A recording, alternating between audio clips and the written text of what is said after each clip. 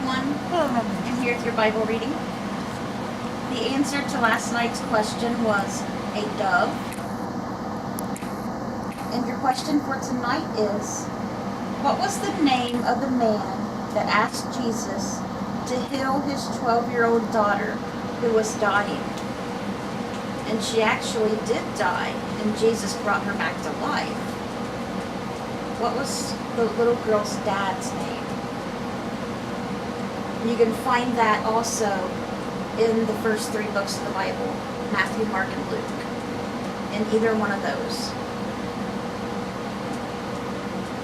Okay, so let's read 1 Corinthians chapter 11, verses 1 through 16. Follow my example as I follow the example of Christ. I praise you for remembering me in everything, and for holding to the traditions, just as I passed them on to you. But I want you to realize that the head of every man is Christ, and the head of every woman is man, and the head of Christ is God. Every man who prays or prophesies with his head covered dishonors his head, but every woman who prays or prophesies with her head uncovered dishonors her head. It is the same as having her head shaved, for if a woman does not cover her head, she might as well have her hair cut off. But if it is a disgrace for a woman to have her hair cut off, or her head shaved, then she should cover her head. A man ought not to cover his head, since he is the image and glory of God, but woman is the glory of man. For man did not come from woman, but woman from man. Neither was man created for woman, but woman for man. It is for this reason that a woman ought to have authority over her own head, because of the angels. Nevertheless, in the Lord, woman is not independent of man, nor is man independent of woman. For as woman came from man, so also man is born of woman. But everything comes from God. Judge for yourselves. Is it proper for a woman to pray to God with her head uncovered? Does not the very nature of things teach you that if a man has long hair, it is a disgrace to him, but that if a woman has long hair, it is her glory? For long hair is given to her as a covering. If anyone wants to be contentious about this, we have no other practice, nor do the churches of God. And that's where we're going to stop with 1 Corinthians today. And our psalm is Psalm 35, verses 1 through 16. A psalm of David. Contend, Lord, with those who contend with me.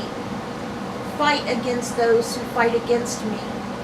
Take up shield and armor. Arise and come to my aid. Brandish spear and javelin against those who pursue me. Say to me, I am your salvation. May those who seek my life be disgraced and put to shame. May those who plot my ruin be turned back in dismay. May they be like chaff before the wind, with the angel of the Lord driving them away. May their path be dark and slippery, with the angel of the Lord pursuing them. Since they hid their net for me, without cause, and without cause dug a pit for me, may ruin overtake them by surprise. May the net they hid entangle them. May they fall into the pit to their ruin. Then my soul will rejoice in the Lord, and delight in his salvation. My whole being will exclaim, who is like you, Lord? You rescue the poor from those too strong for them, the poor and needy from those who rob them. Ruthless witnesses come forward. They question me on things I know nothing about. They repay me evil for good, and leave me like one bereaved.